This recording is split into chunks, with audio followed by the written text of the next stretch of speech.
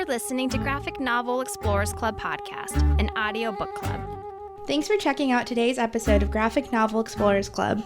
I'm one of your hosts, Daisy, joined by Dennis and J-Flo.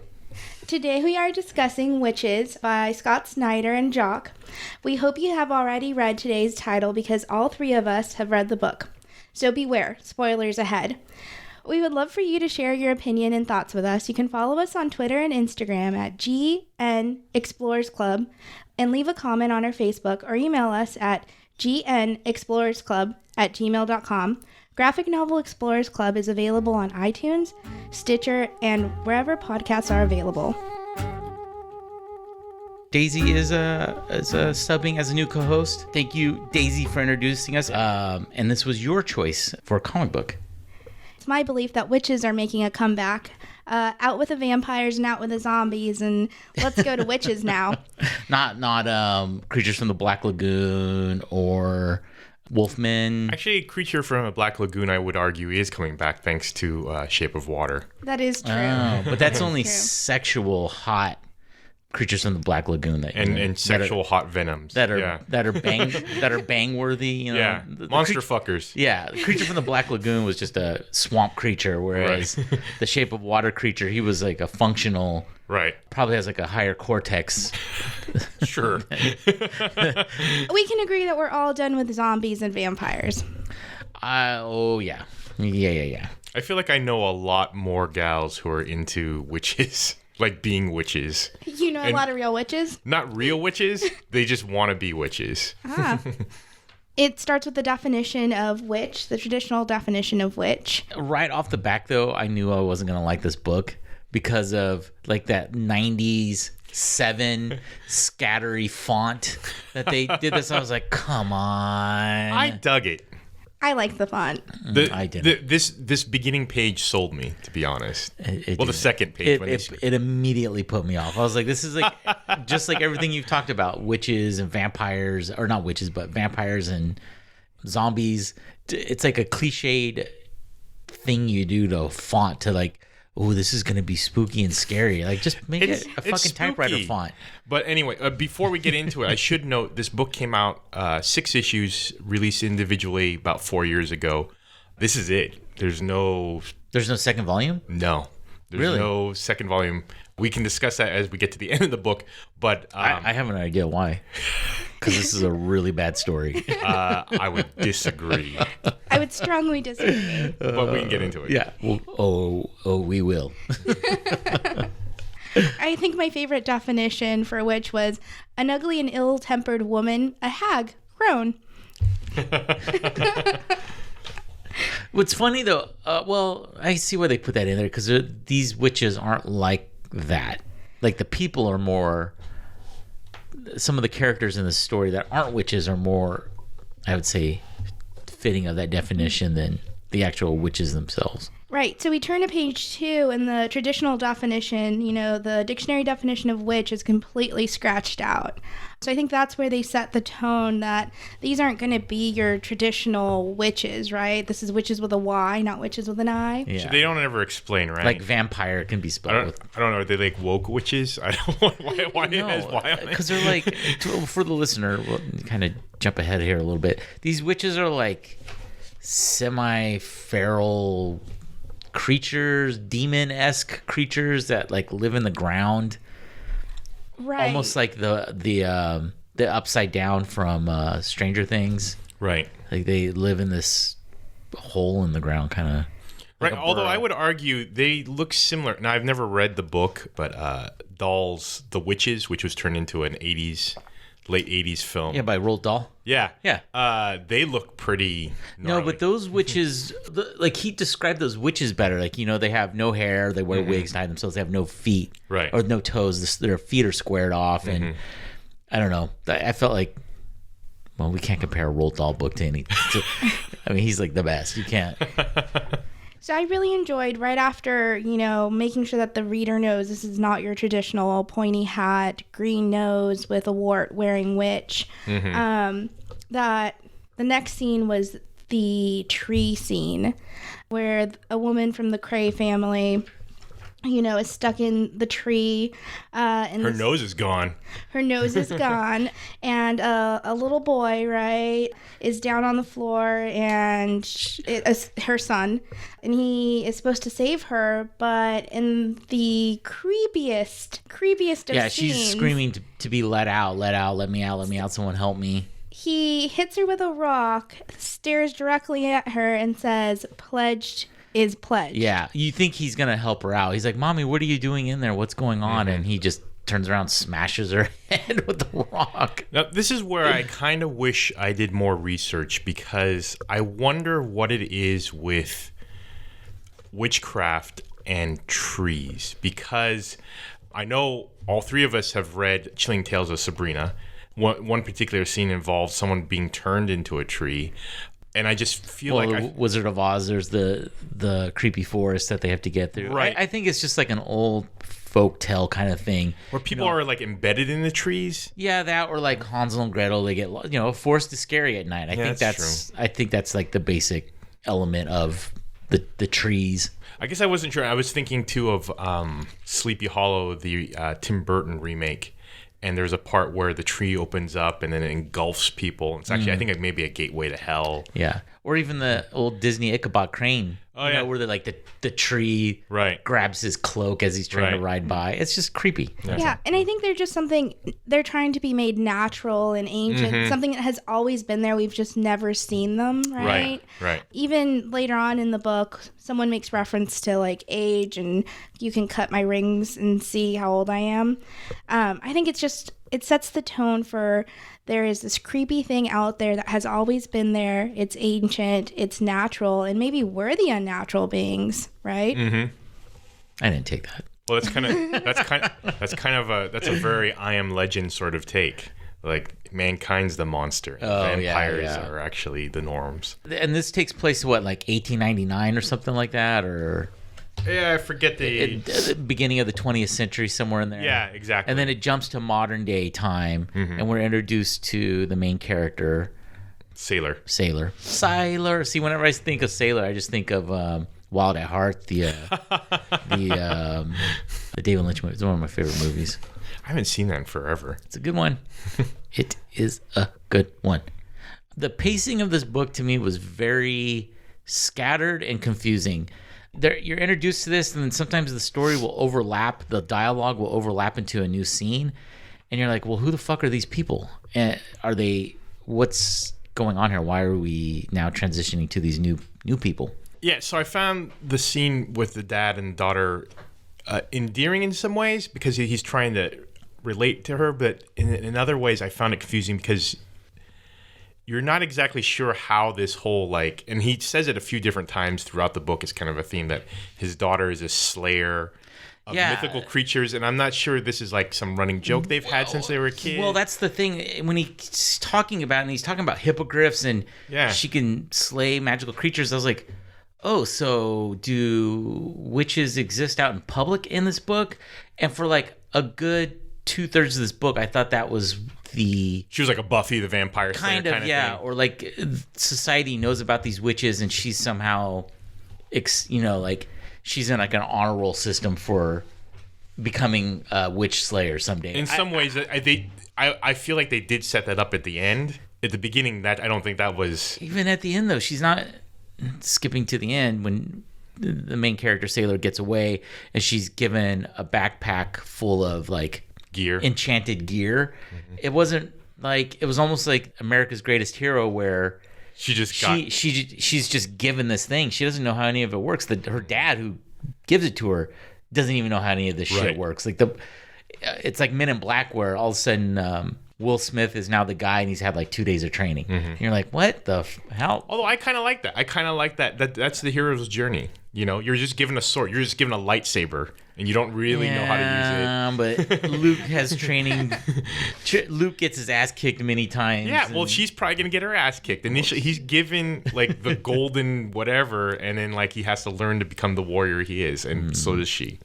which is apparently Green Pledge. We'll get into that point. So that, did we say that the son before smashing his mom's head in says, "You've been pledged"? Yeah. Pledged is pledged. I actually think the dad and daughter relationship and the use of all these mythical creatures is a coping mechanism for her anxiety. Mm-hmm. So, being the only person here who has been a teenage girl, I really... How dare you assume that? I think it's one of those that as a teenage girl, you tend to go with like, what is the worst possible thing that could happen, right? You make up these things in your head.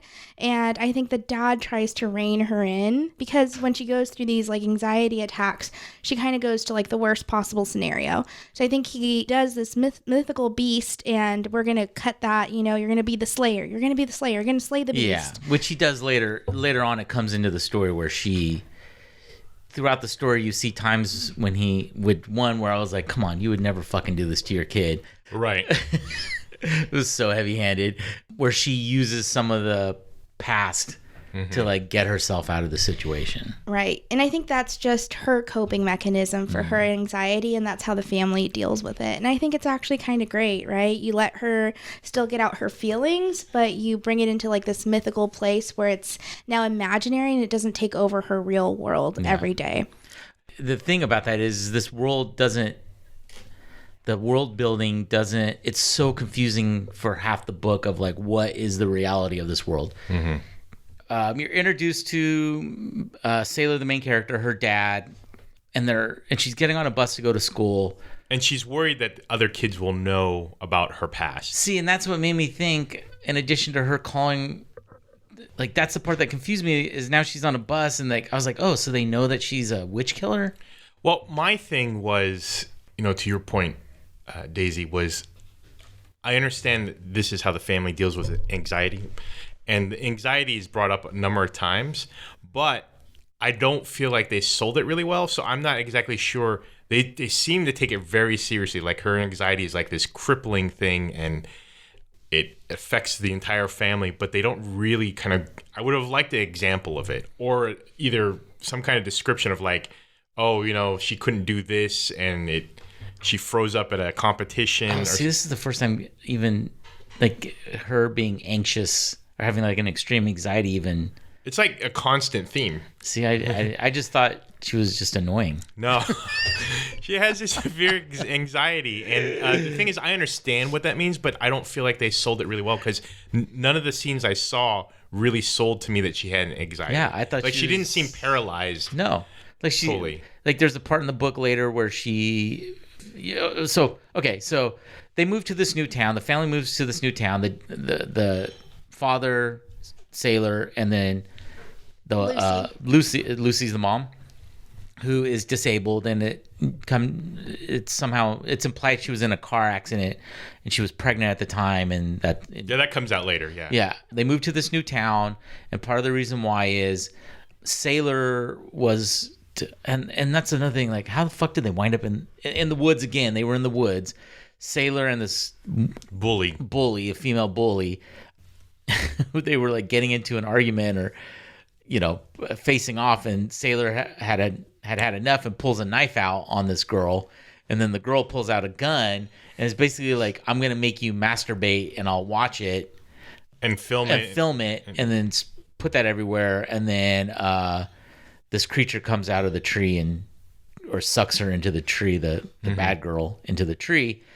And so the rumor is that Sailor somehow was involved in killing this girl, but Sailor saw the situation happen, but when everyone found her, she was unconscious. And so local law enforcement were of the opinion that she was also assaulted somehow. Or involved with this disappearance, because I don't think they ever found the body. But she's cleared of any wrongdoing. Right. But when they moved to this new town, everyone else was... So would they move? Like, it'd be like from Sacramento to Folsom? Yeah, I'm not exactly sure how far. And and then we get a little background. The dad is apparently a successful graphic novel... Like children's graphic novel writer, artist. Some of his artwork comes into play a little bit. Yeah, see, I thought they were also gonna. There's times when it seems they're trying to use a story within the story to parallel, but it doesn't really go anywhere. They don't do anything with it. I agree. They kind of dropped that after like 2 issues. Yeah. I really liked that they tackled a lot of issues that are seen today, right? So you have like a teenager with anxiety, her coping with like a traumatic event, you know, attempted like sexual assault kind of situation, and just the whole use of like, I'm going to use this against you and no one's going to believe you. Yeah. So just typical issues that everyday teenage girls deal with are, you know, in the first 5 pages of this book, which I think is why I immediately kind of knew that, you know, she was a normal teenage girl and that we weren't dealing with a world of like a magical world. Oh, so it wasn't like a Harry Potter universe. Yes. I didn't naturally assume that, right? I assumed she's just very anxious. Even when she's on the school bus, she's like in this like almost fetal position. She sees something outside of the school bus. I'm apparently dead inside because... Yeah, I felt all her emotions. You guys none of this got clearly through to me. I wouldn't say I was like Johnny. I felt it was the real world. I felt that she was just a new kid in school. I didn't know exactly until obviously we saw the page what her hang up was in terms of what people would know. But that does bring an issue. It's like, how close are they moving to, or how much of a national news item is this? Because if they're moving even to like LA from Oregon, if they're going to hear about, like, I wonder if they're hear about, you know, what I was involved in. But if it was just a disappearance, was it a national news item that was all over the place, or was it the next town over and people all heard about it? And I thought originally some of this, because there's so much woods in this. At one point I thought it was like, oh, were they down in like Mississippi or Louisiana? Mm-hmm. And then later it's established they're like in New Hampshire or somewhere in New England. So I'm just, were they just, that kind of makes more sense. Even if they move from one state to the other, it's so small and isolated up there that maybe the story just spread throughout these like rural Northeast communities.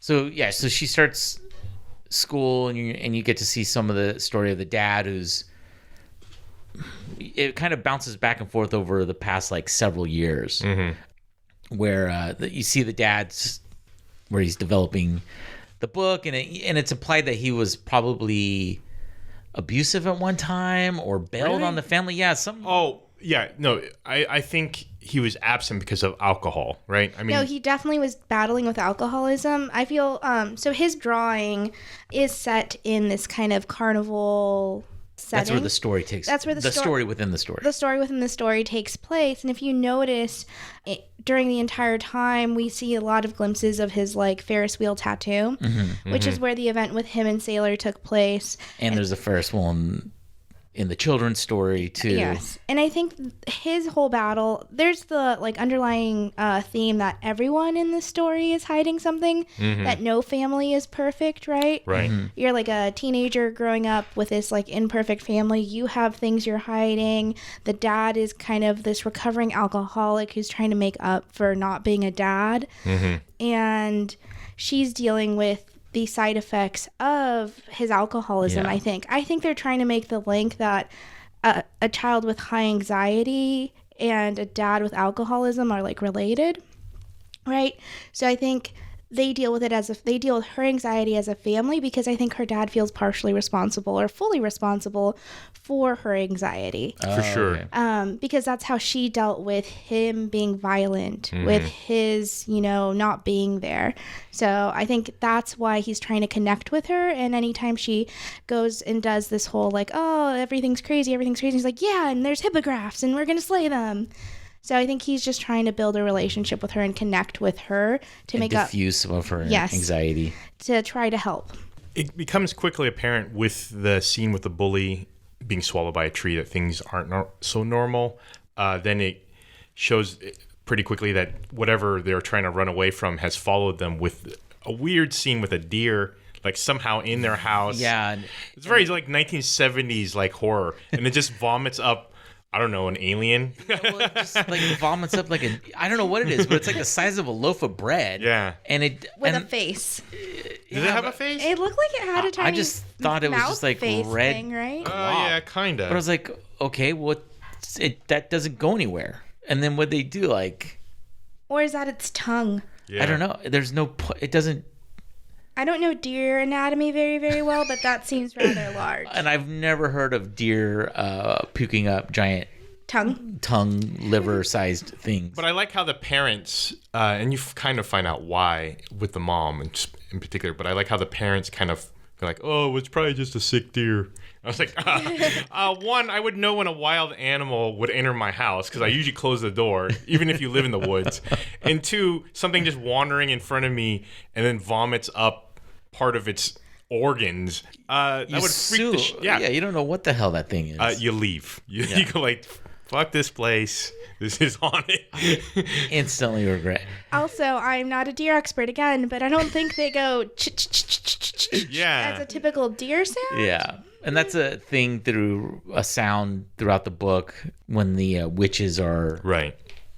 Near. So then the dad tucks Sailor in the bed, says, hope you had a good day, et cetera, et cetera. He goes down, talks to the wife.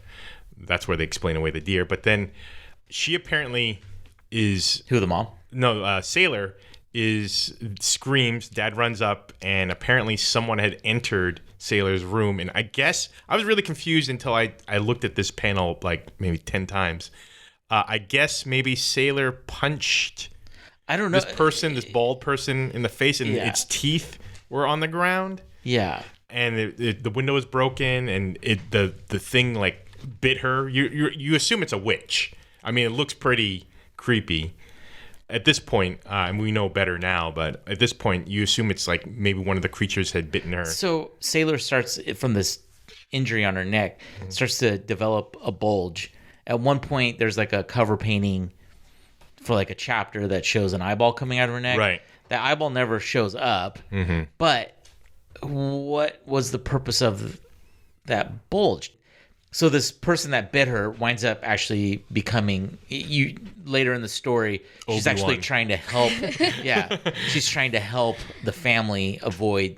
So if you go back to the scene where she faces the creature is wearing the same clothes Annie was wearing. Oh, right. And Annie's the one Annie's that bit the her. one that lured her into the forest and was going to get in a fight with her. So did Annie attack her? And I think Annie lured her into the forest and wanted to fight with her, right? Uh-huh. Because she had something on Annie, or there was something going on there. So this witch is wearing the exact same like white tank top and jeans that Annie was wearing. And later on we find out, spoiler alert, that the mom actually may have Set that up. She set did. that up. Yeah. She pledged Annie because, another spoiler, Sailor had been pledged too. Mm-hmm. And so she tried to undo the pledge by pledging somebody else. Yeah, this is like, I'll skip slightly ahead and say that I like the book, but the more I talk about it, the more I can understand why Johnny didn't like it. There's a lot of like weird And that's the other thing is like jumps. Like, so did Annie become a witch because she got taken down into the ground? But at another point, a different character explains that the kids are eaten. So, Right. So what? A pledge is a pledge. So I think after they go through the pledging process, this sounds like a sorority recruitment scheme. Yeah. After they're boiled and eaten, they become witches, right? And they become... Is that what it is? I thought that's what happened. So they're vampires. Then. I'm not a sorority expert, but I'm going to assume that you get put in a cauldron and eaten, and then you become part of this tree family. So, listener, if you've been through a sorority or a fraternity process, please let us know if your experience was similar to. So this is basically a hazing. Yeah. Being boiled down to just your bones. So yeah, so now I think about it, I'm really confused about this scene. So it's sort of implied this Annie witch creature, or a witch wearing Annie's clothes, maybe attacked her, but then how did the hunter bald lady come into play, and whose teeth are... Yeah, whose teeth are out there? So did the hunter bald lady protect Sailor? So the Hunter Bold lady, if you remember, is part of her mom's family. Right? It's like her grandma or something. Right, like that. right, so right. It'd be Annie's like great grandma. So I think she's trying to. Well, she moves pretty well for a person who has no legs. Spoiler. And it is over 100 years old. Yeah. Yeah. I think they're her teeth. I think maybe there was some confusion as to whether she was good or bad, and they were both in the room, question mark. But that brings another interesting theme that I saw with the artwork, right? It's very, like, I would say, like, gritty and muddy, and the splatters, and it makes it so that you don't get a clear image of the witches. And it makes it scarier because you kind of have to make up for the rest of it in your head, right? So the reader gets to really make up what these witches look like. We see parts of them, and we see the, great-grandmother, but everywhere else, and in some of the intense scenes, everything is splattered, so you kind of have to fill it in. I think that's why the artist Jock left his last name or her last name off this book, because it's executed so poorly. That's just his name, and I like the art. I did not. I started hating the art at the beginning because I had to look at everything like 5-6 times and kind of be like, what is going on? But towards the end, I kind of get it. It makes it spookier. It makes it scarier. You got to make up your own witches, right? You got to make up your own demons and what's haunting you. Well, I see part of the confusion I had, and maybe this was done on purpose, was what's her name? Annie? Not Annie. The Bully's the Annie. Sailor's the... I know, but who's the bald-headed lady wind up? What is her name? I don't remember. Clara? We'll just call her bald-headed lady. Claire? No. So bald-headed lady who, initially when you're introduced to her, you think she's part of this system to try and attack the family. She's actually trying to save them. It was done so confusingly that I didn't know who the hell she was every time they kept coming in, or the witches would come in. I was like, is this that bald-headed chick, or is this a witch? Like, it just wasn't. And there's even times when, like, later you see at the hospital, there's a couple times they're in the hospital when the mom was first injured, and then there's a kid that's dying. And I was like, okay, was this a young boy? I was like, was this the kid that died in the car accident? Well, is this like her little brother, or is this a completely separate kid? And I think that they do explain that a little bit, right? She was going through her ceremony. She was pledged. So the great-grandmother, kid in the bed? The great-grandmother. The bald lady was pledged. Halfway through her pledging ceremony, she somehow escapes, right? And it now builds all these things to try to... I don't know what her intent is, but I think they do set it up that she was partially pledged, so it didn't fully go through, which is why I don't think she takes on a full, like, witch... Yeah, but if you're pledged, it seems like they're going to kill you, not turn you into another witch. It's very confusing. Like, I don't think the writer, thought this out very well, or, like, explained. He didn't build this world very well. They might have come up with rules, but I guess I kind of agree that he didn't have enough explanation that made it clear, because there's too much ritual. There's too many, like, tiers of... things happening, because for the bald grandma, it sounds like she was pledged, but then she was like, fuck this. It ate her legs, which is why she has no legs, but then she set things on fire and left. So I don't think she was ever... I don't think when you're pledged, I don't think you become a witch. If we're going down the theory that they become witches after they're, like, eaten. So she wasn't really eaten, just her legs. So there should be two bodiless limb witch legs. But I think she went to whatever the irons was. So there's a lot of lore that feels like it was set up for a sequel. So the irons, wherever that is, which I assume was the city or a family or something away from the woods. She basically joined a group, it seemed like. I mean, she didn't just make this stuff up. It sounds like she went to the irons and bald-headed granny. Yeah, bald-headed granny, and learned how to basically battle the witches, and she learned about all this other stuff. But getting back to, like, the art, there's a scene where there's a boy dying, and I'm assuming that's a boy. I don't know. Yeah, it's a kid. Who the fuck this kid is, and, like, what he is in the story. But then I was like, oh, is there another lady that's disabled in a wheelchair, or is this the mom? Who the fuck is this? You're right. It's very, like, grainy and gritty and hard to tell. That's the one critique I had of the artwork. And in that scene, it goes against what they're trying to do, right? But in the other scenes, I think it really does help making this spookier.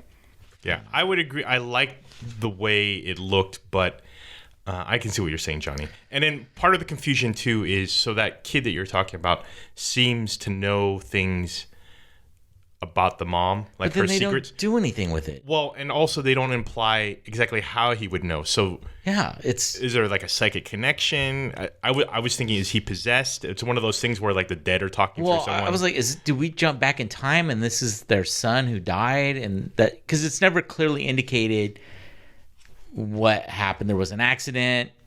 The mom lost a baby and ended up in a wheelchair. And I was like, oh, wait, was this the son? Like, did she not? Did they already have another? Did they have two kids and then a third on the way? And then the third kid died and then the other brother died? Because at one point, Sailor's like, when she was little, said, oh, I was really looking forward to being a big sister. I don't know. It's fucking dumb. So I thought it starts off, Sailor's in swim class, right? Right. And this is after she has the bite. Yeah. So I thought Sailor, when she jumped into the water, had this vision of something happening. And this is Sailor, like, somehow connecting to whatever pledged world is going on, right? Like, someone who was pledged bit her. She is now seeing visions. She's connected to it. the world, yeah. Telepathically or something. Yeah. And then even in the artwork, right, her bite mark like flares up at this point. She has to be pulled out of the water and then the vision stops. Yeah. And you're introduced to a character here a second time. First time when Sailor first gets to the new school, she's like, are you Sailor? Didn't you kill that girl? Something like that. And then it jumps to the scene and the same girl is saying, I'm really sorry. I didn't, there's something special about you. I was being a jerk. I'm really sorry. Later, this girl it turns out this whole town has actually been enchanted, I guess, for lack of a better word, by these witches who, if they do deeds for the witches, they will grant them basically any wish that they want, which parallels somewhat of a story that the dad has written, one of his children's stories about a character that gets anything they want. They wind up in a mirror world where any wish or desire is granted, and his best friend Reginald is like, oh, that's great. And then the dad's like, no, that'd be terrible because it would corrupt you. Right, and I think that's what happens here. So I think back when the great-grandma was pledged, there wasn't as many creatures, right? So she was pledged, and whatever group of witches was in her, pledging ceremony, she fought them, right? And she got out. But this whole town is now witches, we learn later on. But they're not. They're almost like the familiars for, like, Dracula. He has a familiar that does anything for him. Like, that's what these town folks like the are. Sheriff. They're not witches. They're just, like, subservient to them because they grant them whatever they want. Because they're sacrificing people. Yeah, it's almost like a symbiotic relationship where you do this for me, I can do this for you. They're the Igors. Well, no, they're almost like they're like the birds that eat the meat out of the crocodile's teeth or the alligator's teeth. Like they get the free meal, and they don't get killed. So the story starts getting a little. It starts.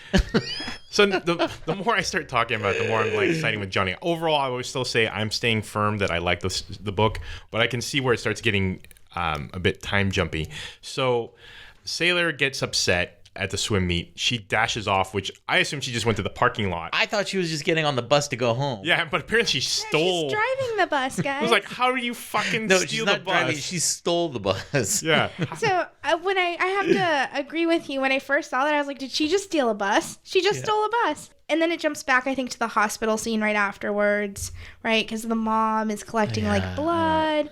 And then it jumps to another flashback where she's driving. So clearly she has use of her legs. And then it shows the witch in the street. And you're like, what the fuck's going on? And then it cuts to the night that Sailor is apparently attacked. And I forgot this part. This is where the dad tussles with the old lady in one of the grossest scenes ever. It cuts to Sailor crashing her bus, not crashing the bus, but parking the bus near the woods, and her uncle happens to see her, and He just happens to be Reginald happens to be going by on a motorcycle, and which I don't understand. So once again, it goes to the thing is like, well, how far did they move away? Because apparently the uncle's just trolling around on his motorcycle, so you didn't really move away to a different town if your uncle's nearby. So he sees her, he follows her to the woods.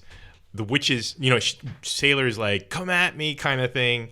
And come at me, brah. yeah, and the witches do come out in broad daylight, and the uncle's like, oh, fuck. It takes both of them, Yeah. Reginald and Sailor. You're not quite sure about the flashback with the mom in terms of the witch being in the road. I don't know if it's like roadkill or something like that. Or it was like a setup, like they were setting up, like Right. you stop and then another witch comes out and gets. And then the lore gets more complicated with this old lady who you first thought was maybe a witch isn't, but then she starts talking cryptic and then sticking a needle in her boob. And then in his stomach. She puts a needle in his stomach too. Doesn't she extract it from her boob, like some liquid from her boob, and then sticks it in his stomach? That's how it played out, right, Daisy? That's kind of how it played out. Okay, so I'm like, so the more I think about it, this is kind of a clusterfuck of what.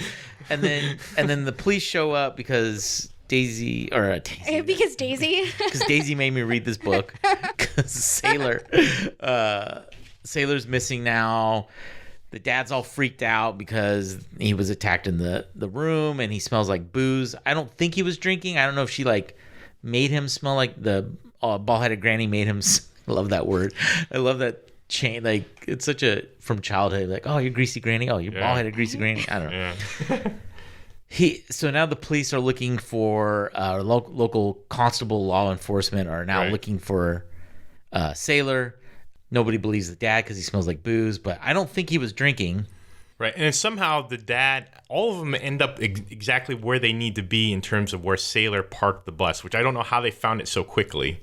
It's a big yellow bus. Yeah. But also I think... It's a short bus, technically. And it's a small town, so they probably were, driving through. Someone drove through and reported So this scene does bring up something that gets referenced later. Mm-hmm. With the dad's alcoholism, there's this concept of like being able to smell, right? Like being able to smell your dad.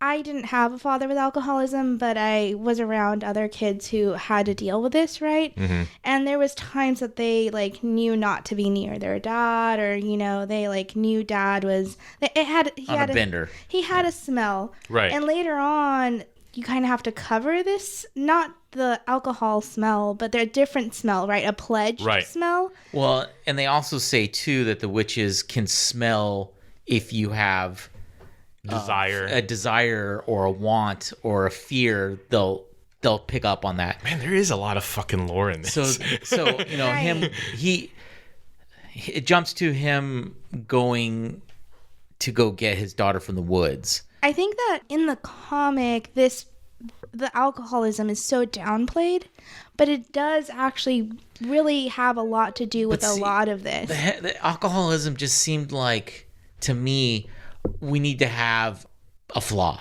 Instead of like him just being a dad that's like conscious of his flaws, or like, oh, you know what, I was really sorry I was short with you. I don't know. It seemed shoehorned into me that he's an alcoholic and then he isn't, and then it's just like it's a plot. It's a crutch to move the plot along. It's not necessary to the plot. I would also, looking at that and thinking about it now, the alcohol isn't super consistent. Parts of when they flash back to the playground and for whatever reason she disappears, and when they're playing this weird, super dark hide and go seek. Yeah, thing. but it was like they were like in one of those like McDonald's. Yeah, playground but things. It's like pitch black when they go into this one tunnel and they need a light, and then she just disappears suddenly. But anyway, he doesn't seem like an alcoholic there, and so it's not consistent. We're like, God, he's been an alcoholic this whole time. But he's carrying around matches, right? People carry matches. I don't think people carry around matches. I think he may have multiple issues. The matches carrying was just a plant, because later she has the matches when she's down in the tree thing. So they want some foreshadowing. It's not. There's a foreshadowing there's just so element. many things where I'm just like, oh, they put that in there because of this. They needed it to have a thing later. When I first saw that, I was like, he's also on drugs. Oh, really? Yeah. I was I thought he was just a smoker. He's an alcoholic on drugs, or maybe he took up smoking as a mechanism to try to deal with the alcoholism. I was just trying to fill things in. Maybe that's why I relate to Sailor and being able to like just, jump to the worst conclusion. But I was like, clearly he's carrying drugs on him, or he's smoking, or there's some reason why he had a match, and he's coping with a whole lot of different issues right now. Yeah. But you're right. That whole scene with the whatever weird slide playground was used for foreshadowing, but it seems so weird because as a dad, I have never been to a playground like that where it is pitch black, because children are usually using it. So there's no way that they would make any part of it pitch black unless you were there at night after it closed. And even then, like, there's still like usually some kind of working lights. So like to have an area in a playground that's so black that you need an actual match to see seems like implausible. See, I don't think it was actually that dark, but I think in Sailor's head, so being someone who's also scared of the dark, it doesn't have to be pitch black for me to not go into a room, right? I think in Sailor's mind, this tunnel wasn't, a black hole. It was just dark, and she was afraid of it. She was afraid of it. And what does the dad go and do? Try to save her, right? Try to make up for it. That's what he's doing this whole book. Well, and that whole scene confused me too, because he lights the match and she's just disappeared, and they kind of panic. But then they talk about how this will help her in anxiety, and then she's banging on like the clear like bubble of part of the slide, and I'm thinking, is that her conquering her anxiety, or is that her freaking out? I can't tell. And I thought, so we come to find out, this is playing in, the mom actually was related to that little boy at the beginning who smashed his mom's head in.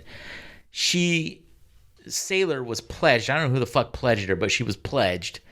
So the mom set Annie up at the beginning to be pledged, hoping that they would go after her instead of her daughter. So when this was revealed, I was like, oh, since she was pledged, did they at one time try and steal her, and that was with the playground thing, and then she got away and through a time warp or some stupid. I get you. Have you guys seen the Grudge movies or the Ring movies? I've seen the Ring. I haven't seen the Grudge. I was just thinking, like, they try to create some sort of weird like rules. So like, in the Ring, you die in 7 days unless you have someone watch the video again. So I wonder, like, you pledge, but then you have so many days to kind of like beat death by. But it's not even somebody. I mean, she was like her whole entire childhood. Right. She was able to get away from this. I don't know. Anyway, to cut some of the other scenes we skipped over, the dad and them are looking through the woods. Dad sees what looks like his brother in a tree. Yeah, Reginald. He turns around. He's gone. Yeah. And he, the cop's like, why don't you go home? There's no more. I've seen this plenty of times before. And then, like, Dad's like, The dad winds up seeing a map on his stomach from where... Just the word here, not a map. But then somehow he Scooby-Doos. No, that's a map. All those veins. Oh, really? Because when he looks at the GPS or whatever he looks at, it matches up. Okay. And then it's here, which turns out there's a here point or whatever. Right.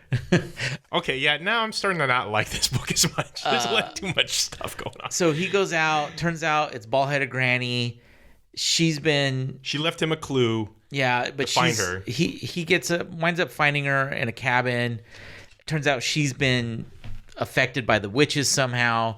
As we talked before, she was originally pledged and got away and became a hunter. But somehow it's now been nullified. So she's been hearing voices that make her want to kill herself. Apparently, she got like witch lice. Well, here's a theory that I'll have to go back and reread this to figure out if it makes sense. But what if because the great-grandmother didn't go through with her pledge, this family has now just been cursed the entire time, right? Right. So the grandma's still alive, and someone has to take her pledge responsibilities.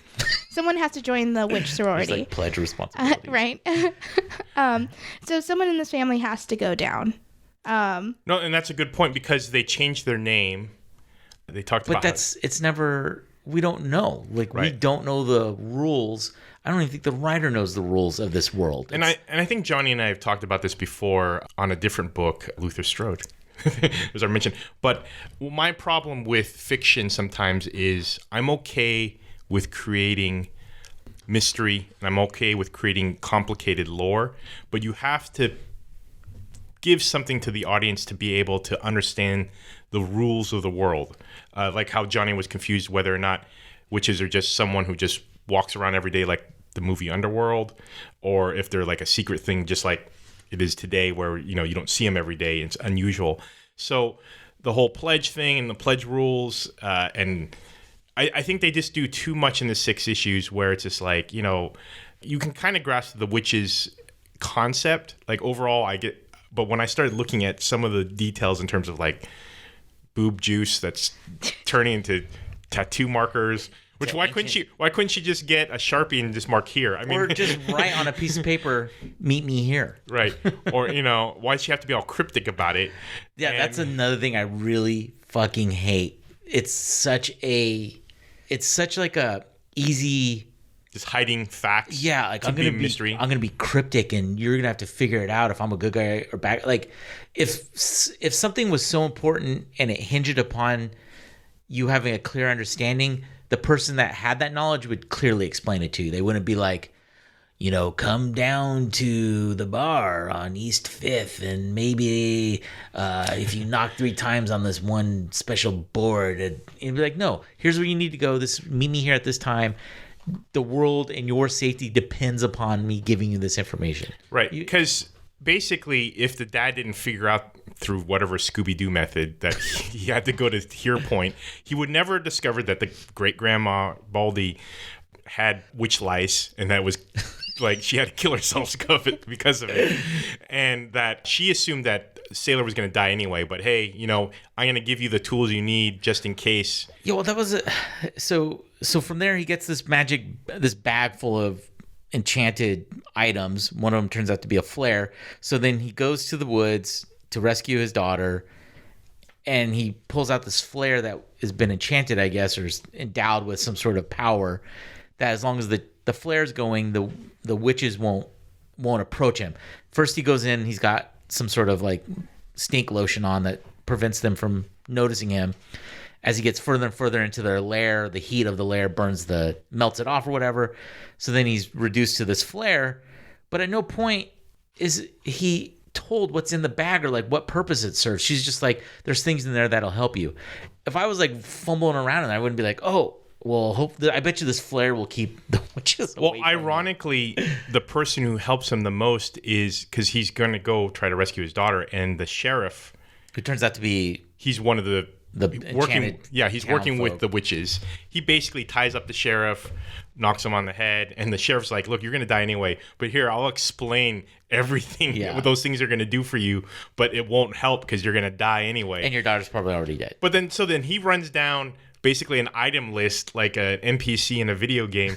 Like, okay, so that's your rat. Yeah, and then, okay, so they started explaining all these weapons that it's like, okay, that's rat meat bullets. I don't really understand. I like that the sheriff was laying down the rules, right? The law. He was kind of explaining it. He also... But he's a bad guy, so he shouldn't have to do that. That's a real, atypical... Is he a bad guy, or is he someone who wanted something? No, he's a bad guy. He wanted something, pledged someone, right? Right. And maybe he's learning from it. I guess. No, he explains quite clearly that we do whatever they want because they'll do whatever we want. And I'm really old, and I'm going to... Basically, he implies that you're going to be dead meat. Yeah, you might as well give up because you're going to die, and I'll still But guess win. what? I'll give you all the cheat codes. And he even says... And you'll still do. I think he kind of wants him to win.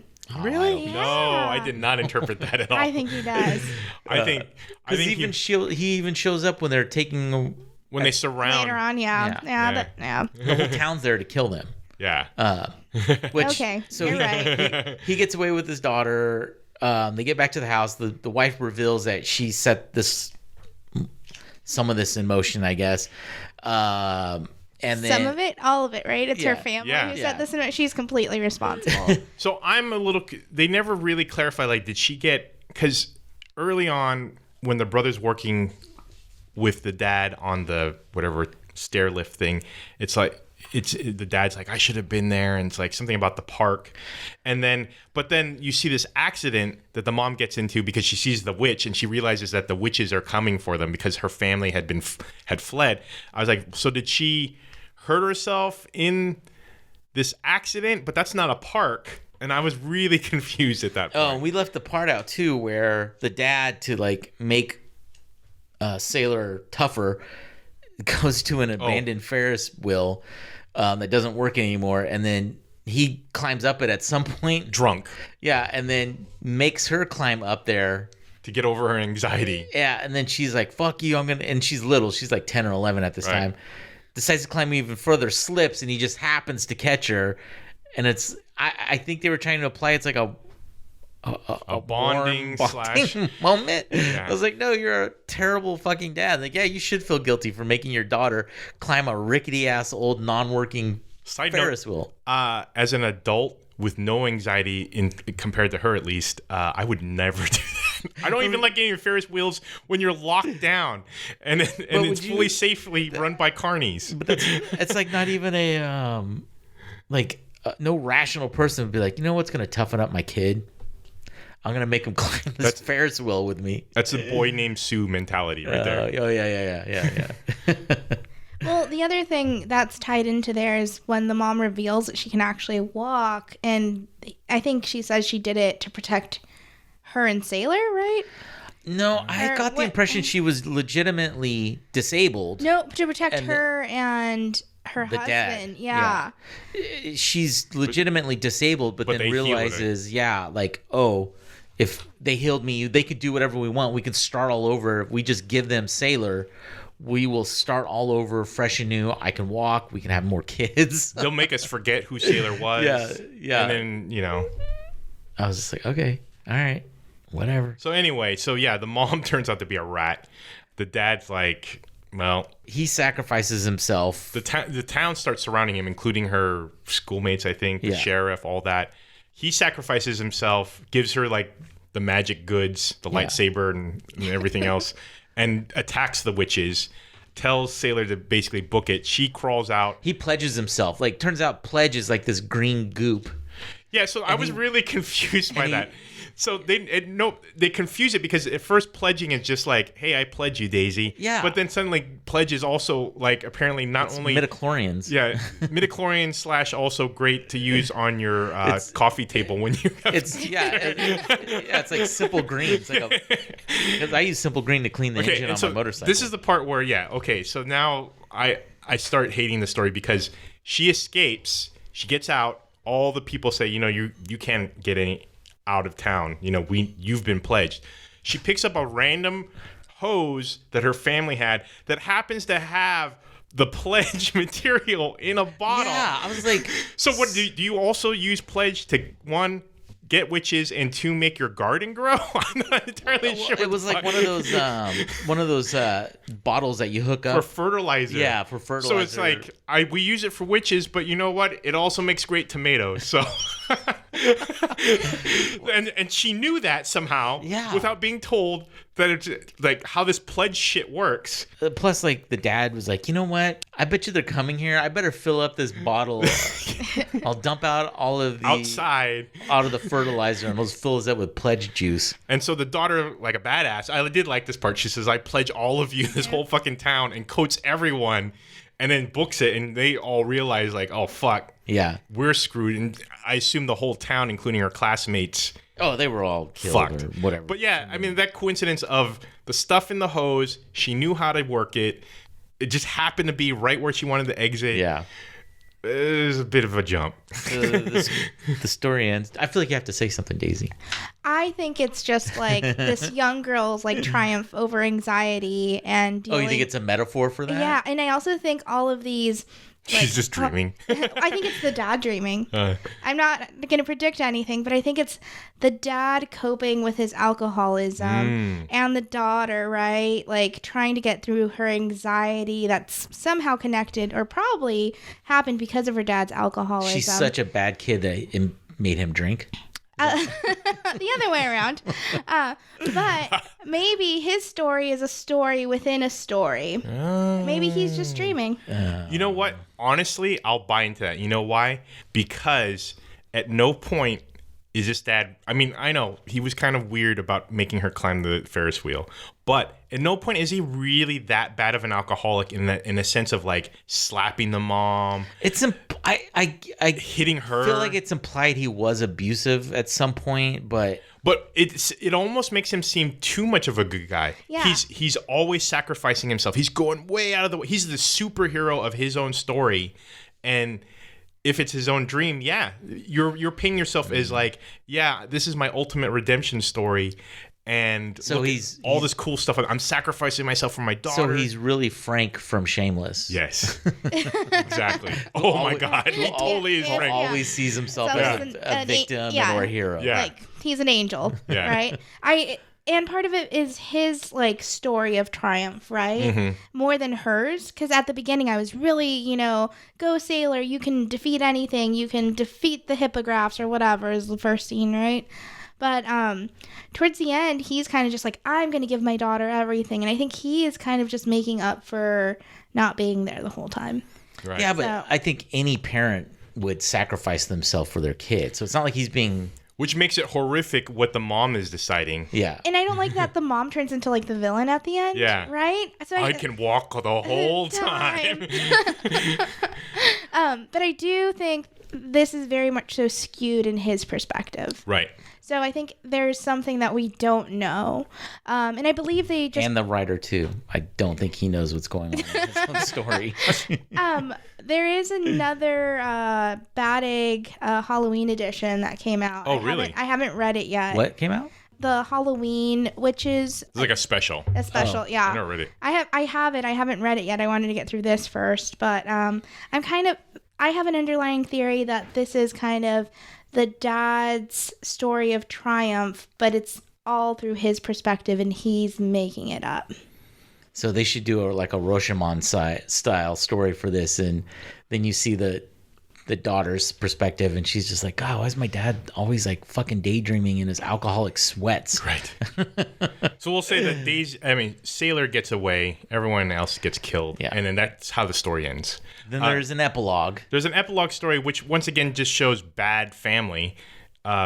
Essentially, it's this, you don't know who, but it's this mom with a newborn visited by her brother.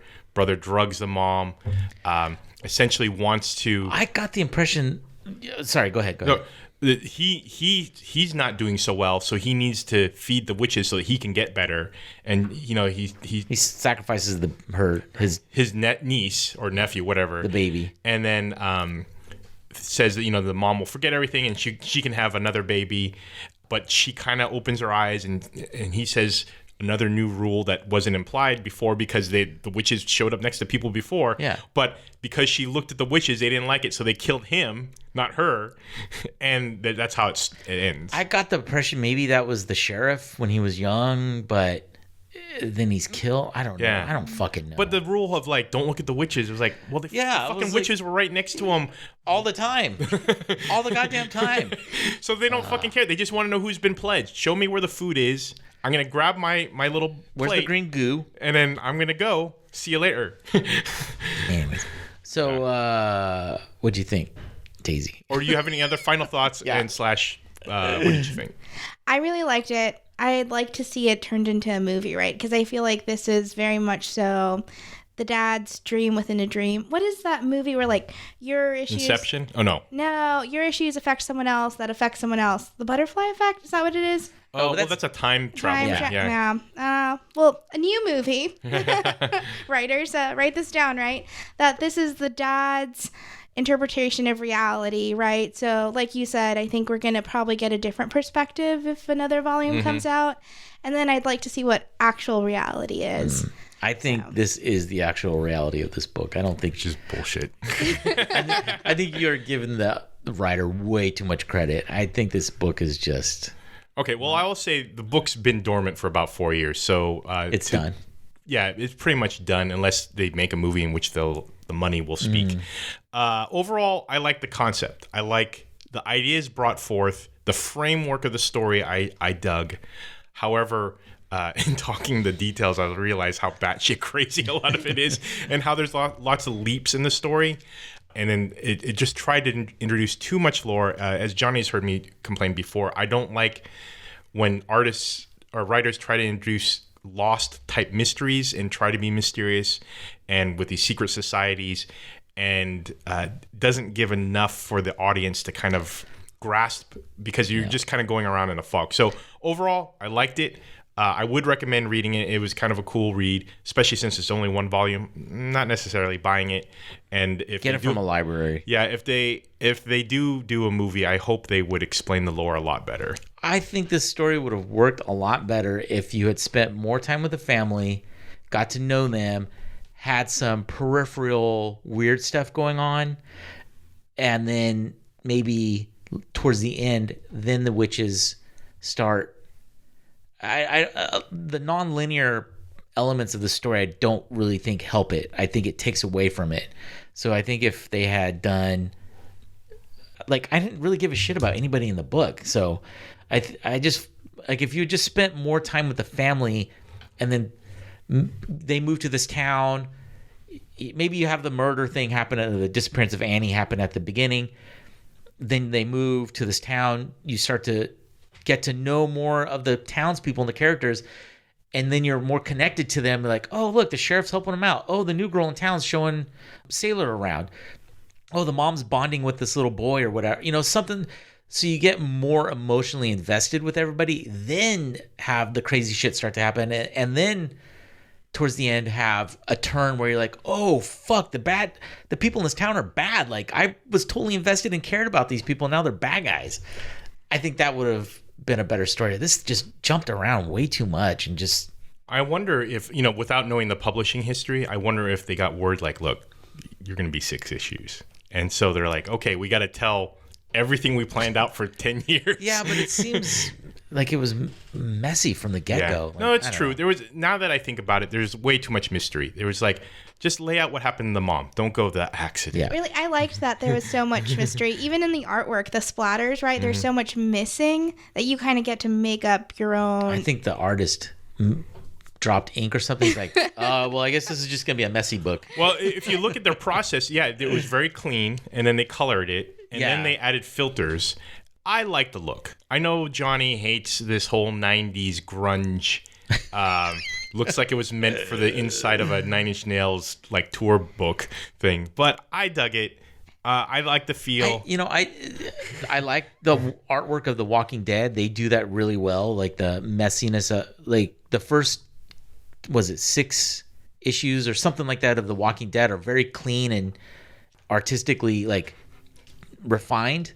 And then they brought in a new artist. And at first, when I first started reading the book with the new artist, I was like, fuck, this is too messy. But then as the story progressed, you're like, oh, this is that world. This is the world they live in. I love dirty, messy, and grunge, to be honest. So I don't mind it if it's done well. It's just, you guys, I'm on record of not liking this book.